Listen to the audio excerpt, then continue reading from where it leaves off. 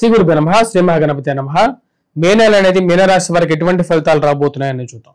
ఈ నెలలో ఈ రాశి వారికి వచ్చేటప్పటికి చాలా ముఖ్యమైనటువంటి నెలగా కూడా చెప్పొచ్చు. మీనరాశి వారికి మనం గమనించినట్లయితే, ఎందుకంటే 3 గ్రహాల సంచారం జరుగుతున్నది. రాహు యొక్క సంచారం, గురుగ్రహ సంచారం, అదేవిధంగా కేతుగ్రహ సంచారం అనేది జరుగుతుంది. ఈ రాశిలో ఉండేటువంటి వారికి బుధుడు సానుకూలమైనటువంటి ఫలితాలు ఇవ్వబోతున్నాడు. ఉద్యోగ పరంగా, వ్యాపార పరంగా, ఫైనాన్షియల్ గా రొటేషన్ అనేది వార ప్రథమంలో అనుకూలత అనేది ఎక్కువగా ఉంటుంది. ధైర్యంతో ముందుకు వెళ్ళాలని చెప్పి భావిస్తారు. ఫైనాన్షియల్ గా కొన్ని కన్స్ట్రాయింట్స్ అనేవి ఎక్కువ అవుతాయి. డబ్బు దాచిపెట్టాల్సినటువంటి పరిస్థితిలో డబ్బు గురించి ఎక్కువగా తాపత్రయపడుతూ ఉంటారు.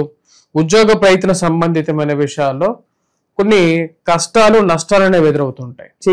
చేసినటువంటి తప్పుకి వాటిని పదింతలుగా చెప్పి మీకు ఉద్యోగంలో కొన్ని కష్టాలు గురి చేసేటువంటి వారు ఎక్కువగా అవుతూ ఉంటారు. వీటన్నిటికీ ఎలా దాటుకొని ఎలా ముందుకు వెళ్ళాలని చెప్పి ఒక ఆలోచన కలుగుతూ ఉంటుంది.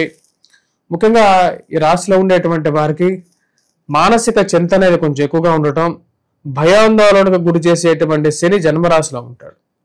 జన్మరాశిలో ఉండేటువంటి శని కొంచెం ఒకటికి 2 సార్లు రాత్రిపూట పడుకున్నప్పుడు పీడకలలు రావటం కానీ, లేని పక్షాల్లో ఎక్కువగా ఆందోళన కలిగించేటువంటి గ్రహంగానే చెప్తుంటాడు అనమాట. అంటే ఒక టెస్టింగ్ ప్లానెట్ లాగా చెప్పొచ్చు. అంటే ఈ యొక్క 2.5 సంవత్సరాలు జన్మరాశిలో ఉండేటువంటి శని కొంచెం టెస్ట్ చేస్తూ రిజల్ట్స్ ని ఇస్తూ ఉంటాడు అనమాట. జన్మరాశిలో ఉండేటువంటి శని వైవాహిక జీవితంలో, జీవిత భాగస్వామి ఆరోగ్య సంబంధితమైన విషయాల్లోనూ కొన్ని జాగ్రత్తలు తీసుకోవాలి. మాట్లాడే ప్రతి విషయంలోనూ కొంచెం కంట్రోల్డ్గా ఉండాలి అని చెప్పి ఎక్కువగా భావిస్తారు. దానికి తగిన విధంగానే కొన్ని జాగ్రత్తలు తీసుకుందాం అనుకుంటారు. ఈ రాశిలో ఉండేటువంటి వారికి ఉద్యోగ పరంగా, వ్యాపార పరంగా ఈ యొక్క వారం సానుకూలమైనటువంటి, ఈ యొక్క నెల సానుకూలమైనటువంటి ఫలితాలు ఇచ్చే విధంగా ఉంది. ఎందుకంటే బుధుడి యొక్క సానుకూలమైనటువంటి స్థితి కొంచెం అనుకూలమైనటువంటి ఫైనాన్షియల్ ఫ్లోని ఇస్తూ ఉంది. కానీ ఈ రాశిలో ఉండేటువంటి వారికి రాబోతున్నటువంటి మే 14వ తారీఖున గురుగ్రహ సంచారం చతుర్థంలోకి మారబోతుంది. మరియు అదేవిధంగా 1000 స్థానంలోకి రాహుగ్రహ సంచారం జరుగుతున్నది. ఈ యొక్క స్థితి ముఖ్యంగా కేతు పూర్తి అనుకూలమైనటువంటి ఫలితాలు ఇవ్వబోతున్నాడు. ఒక మంచి పరిణామం ఏంటంటే కేతు షష్టమంలో అవుతున్నాడు. కొంచెం సుఖాన్ని కూడా ఇవ్వబోతున్నాడు అన్నమాట. సుఖాన్ని ఇవ్వబోతున్నాడు, ధైర్యాన్ని ఇవ్వబోతున్నాడు, శత్రువుల మీద విజయాన్ని ఇవ్వబోతున్నాడు. కానీ జన్మరాశిలో ఉండేటువంటి శని యొక్క ప్రభావం మానసిక చింతనిస్తుంది. మరి వాటితో పాటు గురువు అంత సానుకూలమైనటువంటి ఫలితాలు ఇచ్చే విధంగా లేడు. ఎందుకంటే ఇక్కడ లోహమూర్తిగా మారబోతున్నాడు గురువు. మరియు అదేవిధంగా రాహువు కూడా వచ్చేటప్పటికి లోహమూర్తిగా మారబోతున్నాడు. లోహమూర్తిగా మారబోతున్నటువంటి గురువు, రాహువులు ఇద్దరు ఈ రాశి వారికి ముఖ్యంగా వచ్చేటప్పటికి విశేషమైనటువంటి కొన్ని కష్ట నష్టాలు ఇచ్చే విధంగా ఉన్నాడు. ఆ కష్ట నష్టాలు ఏ విధంగా ఉంటాయి అంటే, ముఖ్యంగా ఈ రాశి వారికి ఈ స్థిరచరాస్తుల విషయంలో 1-2 సార్లు ఆలోచించి అడుగులు తీసుకోవాల్సినటువంటి ముఖ్యమైనటువంటి సూచన. అమ్మకాల విషయంలోనూ, రిలేషన్షిప్స్ విషయంలోనూ, అంటే ఎవరైతే బంధువులు కానీ, స్నేహితులు కానీ, కుటుంబంతో కానీ రిలేషన్షిప్స్ మాట పెరిగి కోపతాపాలతో అవి తెంచుకునే విధంగా తెచ్చుకోవద్దు ఏదైనా సరే. మరి అదేవిధంగా ఖర్చు విషయంలోనూ జాగ్రత్తగా కష్టపడి సంపాదించినటువంటి డబ్బును దాచిపెట్టుకోవటం విషయంలోనూ జాగ్రత్త అనేది చాలా అవసరం. దూర ప్రాంత ప్రయాణ సంబంధితమైన విషయాల్లోనూ, పడమర దిక్కు ప్రయాణ విషయంలోనూ అనవసరమైనటువంటి మాటలతోనూ మిమ్మల్ని వేధించేటువంటి వారికి వీలైతే కొంచెం దూరంగా ఉండడానికి ప్రయత్నం చేయండి. అంతేగాని వారితో పూర్తిగా తెగదెంపులు చేసుకోవద్దు. ఎందుకంటే ఈ యొక్క 2 సంవత్సరమే ఇలాగే ఉంటుంది.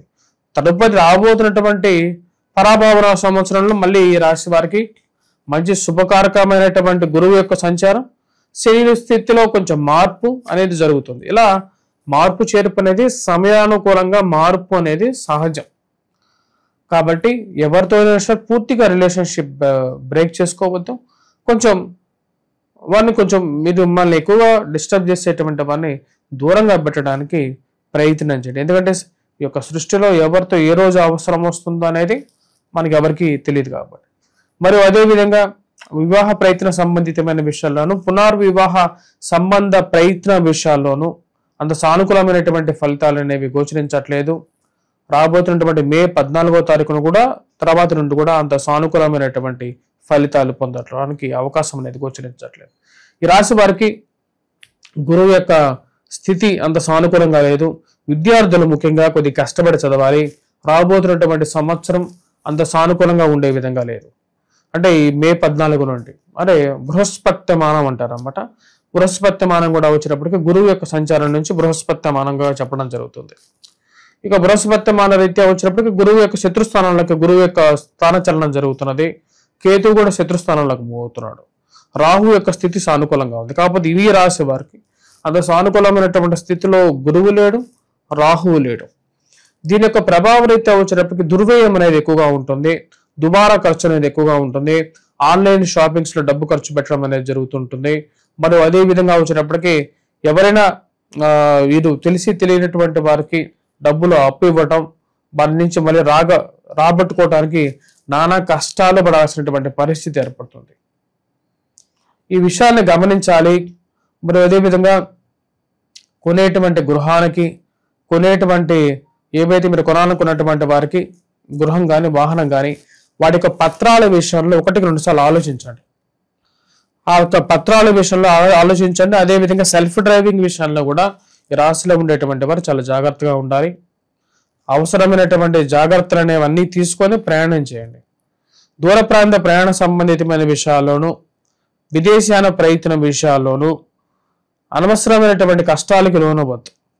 మీ జాతకరీత్యా ప్రయాణంలో సానుకూలత ఉంది అని మీరు ఎవరైనా మంచి జ్యోతిష్యుడిని సంప్రదించి దానికి పరిణామాలు ఎలా ఉండబోతాయి, ఒకవేళ మనం విదేశ అవకాశం వచ్చినా సరే అక్కడ వెళ్ళిన తర్వాత మన జాతకరీత్యా కొంచెమైనా సరే సస్టైనబిలిటీ ఉంటుందా ఉండదా, మనం ఉండగలుగుతామా లేకపోతే మళ్ళీ తిరిగి వచ్చేటువంటి పరిస్థితి ఉంటుందా అనే విషయాన్ని తెలుసుకున్న తర్వాతే ఆ యొక్క విషయంలో నిర్ణయం తీసుకోండి.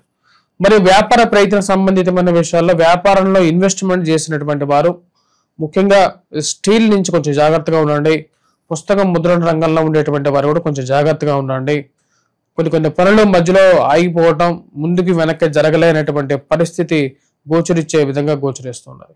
ఈ రాశిలో ఉండేటువంటి వారు ఈ యొక్క నెల దుర్గాదేవిని పూజించండి, సింధూరాన్ని ధరించండి, మరియు అదేవిధంగా హనుమాన్ చాలీసా పఠించండి, గురుగ్రహ మంత్ర జపం చేయండి, మేధా దక్షిణామూర్తి శ్లోకాన్ని పఠించండి. ఈ రాశిలో మరియు అదేవిధంగా వెంకటేశ్వర స్వామి దేవాలయ దర్శనం చేయండి. స్వస్తి.